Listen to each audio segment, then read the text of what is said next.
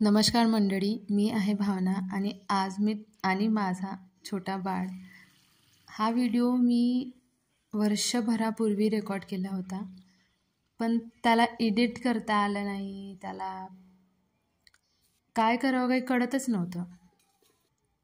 तशातच आज मी बघितला मोबाईल, जुने व्हिडिओज बघितले, तेव्हा कळलं की आपण मागच्या वर्षी स्टार्ट करायला हवं होतं. माझ्यासोबत माझं बाळ आहे, ज्याला 2 वर्ष पूर्ण व्हायला फक्त 15 ते 20 दिवस बाकी होते आणि मी हा व्हिडिओ 1 वर्षानंतर एडिट करायला आले. माझा बाळ 3 वर्षांचा होणार आहे 2 दिवसांनी.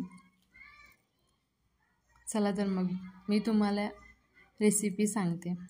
रेसिपी खूप साधी सोपी आहे. आज आपण कुडताचं उसळ बनवणार आहोत.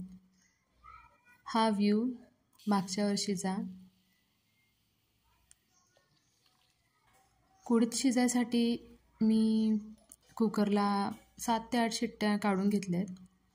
सोबतच भात मांडून घेतला आहे. हे जे पाणी मी काढून ठेवते हे माझ्या बागेतील झाडांना जाणार आहे. त्याच्यामुळे मी छान असं पातेल्यामध्ये पाणी काढून ठेवलं आहे. कुकरची पहिली शिट्टी झाली. भात पण मांडला मी. आता भाजीचे साहित्याची तयारी करून घेऊया. इथे कांदा, टमाटर, मिरची आणि कोथिंबीर मी कापून ठेवलेली आहे.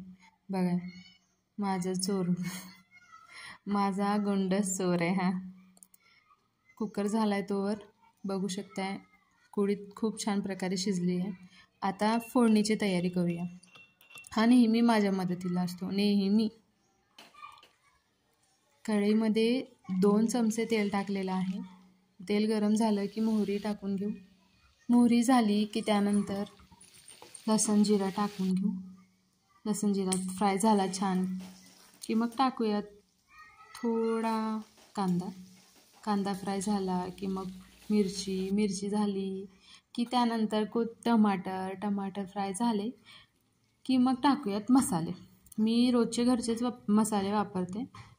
लाल तिखट, धने जिरे पावडर, हळद, मीठ आणि थोडीशी कसुरी मेथी टाकली. छान शिजवून झालं की मग शिजवलेल्या कुडीत आपण त्याच्यामध्ये टाकू, एकजीव करून घेऊ आणि छान अशी वाफ काढून घेऊ. बघू शकताय भाजी खूप छान शिजलेली आहे. थोडी कोथिंबीर टाकू, परत शेवटची 2 ते 3 मिनिटांची वाफ काढून घेऊ.